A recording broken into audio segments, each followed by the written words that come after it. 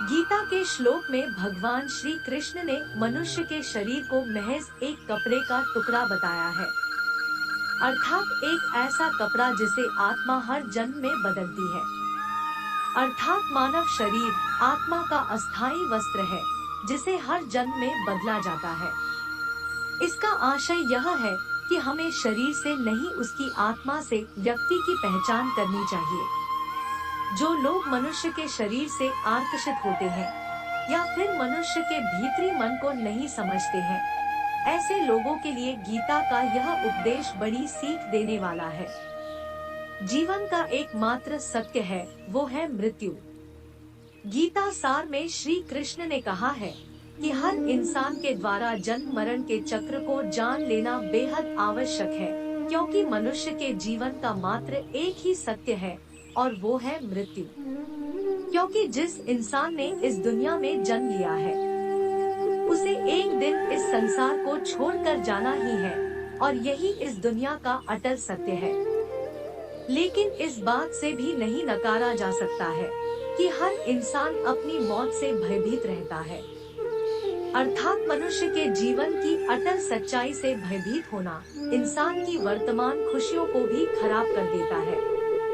इसलिए किसी भी तरह का डर नहीं रखना चाहिए। गुस्से पर काबू करना चाहिए, क्योंकि क्रोध से व्यक्ति का नाश हो जाता है। भगवान श्री कृष्ण में गीता के उपदेश में कहा है कि क्रोध से भ्रम पैदा होता है और भ्रम से बुद्धि का विनाश होता है। वहीं जब बुद्धि काम नहीं करती है तब तर्क नष्ट हो जाता है और व्यक्ति का नाश हो जाता है। इस तरह हर व्यक्ति को अपने गुस्से पर काबू करना चाहिए, क्योंकि क्रोध भी भ्रम पैदा करता है। इंसान गुस्से में कई बार ऐसे काम करते हैं जिससे उन्हें काफी हानि पहुंचती है। वहीं अगर क्रोध पर काबू नहीं किया गया तो इंसान कई गलत कदम उठा लेता है। वहीं जब क्रोध की भावना इंसान के मन में पैदा होती है तो हमारा मस्तिष्क भी सही और गलत के बीच अंतर करना छोड़ देता है। इसलिए इंसान को हमेशा क्रोध के हालातों से बचकर हमेशा शांत रहना चाहिए, क्योंकि गुस्से में लिया गया फैसला इंसान को गहरी क्षति पहुंचाता है। व्यक्ति अपने कर्मों को नहीं छोड़ सकता है। श्री कृष्ण ने गीता सार में बताया है कि कोई भी व्यक्ति अपने कर्म को नहीं छोड़ सकता है, अर्थात जो साधारण समझ के लोग कर्म में लगे रहते हैं उन्हें उस मार्ग से हटाना ठीक नहीं है, क्योंकि वे ज्ञानवादी नहीं बन सकते। वहीं अगर उनका कर्म भी छूट गया तो वे दोनों तरफ से भटक जाएंगे और प्रकृति व्यक्ति को कर्म करने के लिए बाध्य करती है। जो व्यक्ति कर्म से बचना चाहता है वह ऊपर से तो कर्म छोड़ देता है, लेकिन मन ही मन उसमें डूबा रहता है।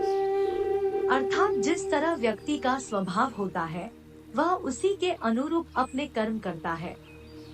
मनुष्य को देखने का नजरिया। गीता सार में मनुष्य को देखने के नजरिए पर भी संदेश दिया गया है।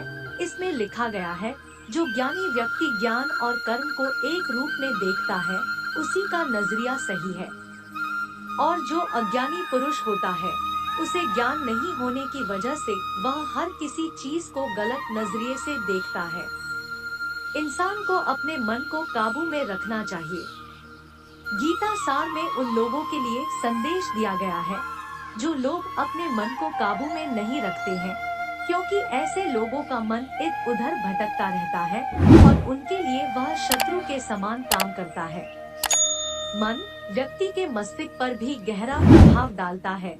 जब व्यक्ति का मन सही होता है तो उसका मस्तिष्क भी सही तरीके से काम करता है। खुद का आकलन करें। गीता सार में यह भी उपदेश दिया गया है कि मनुष्य को पहले खुद का आकलन करना चाहिए और खुद की क्षमता को जानना चाहिए, क्योंकि मनुष्य को अपने आत्मज्ञान की तलवार से काटकर अपने हृदय से अज्ञान के संदेह को अलग कर देना चाहिए। जब तक मनुष्य खुद के बारे में नहीं जानेगा तब तक उसका उद्धार नहीं हो सकता है।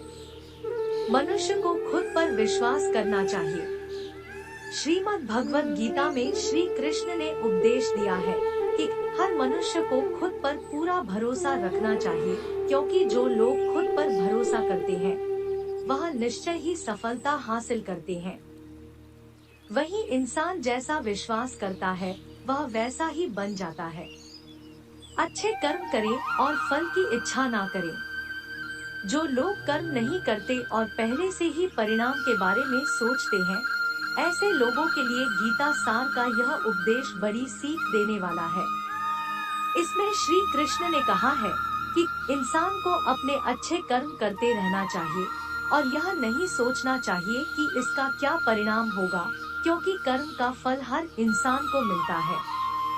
इसलिए इंसान को इस तरह की चिंता को अपने मन में जगह नहीं देनी चाहिए कि उसके कर्म का फल क्या होगा या फिर किसी काम को करने के बाद वह खुश रहेंगे या नहीं। अर्थात कर्म करने के दौरान इंसान को इसके परिणाम के बारे में बिल्कुल भी चिंता नहीं करना चाहिए और किसी भी काम को चिंता मुक्त होकर शुरू करना चाहिए। मनुष्य की इंद्रियों का संयम ही कर्म और ज्ञान का निचोड़ है। जाहिर है कि मनुष्य के सुख और दुख में मन की स्थिति एक जैसी नहीं रहती है। सुख में मनुष्य ज्यादा उत्साहित हो जाता है और दुख में वह बेकाबू हो जाता है। इसलिए सुख और दुख दोनों में ही मनुष्य के मन की समान स्थिति हो, इसे योग ही कहा जाता है। वहीं जब मनुष्य सभी सांसारिक इच्छाओं का त्याग करके बिना फल की इच्छा के कोई काम करता है, तो उस समय वह मनुष्य योग में स्थित कहलाता है। और जो मनुष्य मन को वश में कर लेता है, उसका मन ही उसका सबसे अच्छा मित्र बन जाता है। लेकिन जो मनुष्य अपने मन को वश में नहीं कर पाता है, उसके लिए वह मन ही उसका सबसे बड़ा दुश्मन बन जाता है। वहीं जो मनुष्य अपने अशांत मन को वश में कर लेते हैं, उनको परमात्मा की प्राप्ति होती है। और जिस मनुष्य को ज्ञान की प्राप्ति हो जाती है, उसके लिए सुख दुख, सर्दी गर्मी और मान अपमान सब एक समान हो जाते हैं। ऐसा मनुष्य स्थिर चित्त और इंद्रियों को वश में करके ज्ञान द्वारा परमात्मा को प्राप्त करके हमेशा संतुष्ट रहता है। खुद पर पूरा भरोसा रखे और अपने लक्ष्य को पाने के लिए लगातार प्रयास करे। गीता सार के इस उपदेश को अगर कोई भी व्यक्ति अपने जीवन में पालन करे, तो निश्चय ही वह एक सफल व्यक्ति बन सकता है। जो लोग पूरे विश्वास के साथ अपने लक्ष्य को पाने का प्रयास करते हैं, वह निश्चय ही अपने लक्ष्य को पा लेते हैं। लेकिन मनुष्य को अपने लक्ष्य को हासिल करने के लिए लगातार चिंतन करते रहना चाहिए। तनाव से दूर रहने का संदेश। भगवान श्री कृष्ण ने गीता सार में कहा है कि लोगों को तनाव से दूर रहना चाहिए, क्योंकि तनाव इंसान को सफल होने से रोकता है। अपना काम को प्राथमिकता दे और इसे पहले करे। श्रीमद् भगवत गीता में श्री कृष्ण ने यह उपदेश दिया है कि अपने काम को पहले प्राथमिकता दे और पहले अपने काम को पूरा करने की कोशिश करे, तभी दूसरे का काम करे। क्योंकि जो लोग पहले अपने काम को नहीं करते और दूसरे का काम करते रहते हैं, वे लोग अक्सर परेशान रहते हैं। लोक में जितने देवता हैं, सब एक ही भगवान की विभूतियां हैं। श्रीमद् भगवत गीता में भगवान श्री कृष्ण ने यह भी उपदेश दिया है कि सब एक ही भगवान की विभूतियां हैं। जो लोग भगवान के अलग अलग रूपों की पूजा करते हैं और उनकी अलग अलग शक्तियों में भरोसा रखते हैं, ऐसे लोगों के लिए यह जान लेना बेहद जरूरी है कि सभी एक ही भगवान की विभूतियां हैं। मनुष्य के अच्छे गुण और अवगुण भगवान की शक्ति के ही रूप हैं। इसका सार यह है कि लोक में जितने देवता हैं, सभी एक ही भगवान की विभूतियां हैं। वहीं कोई पीपल को पूज रहा है, तो कोई पहाड़ को, कोई नदी या समुद्र को। असंख्य देवता हैं जिनका कोई अंत नहीं है। लोग अपनी अपनी आस्था के मुताबिक देवी देवताओं के अलग अलग स्वरूपों की पूजा करते हैं, लेकिन सभी एक ही भगवान की विभूतियां हैं। जो लोग भगवान का सच्चे मन से ध्यान लगाते हैं, वह पूर्ण सिद्ध योगी माने जाते हैं।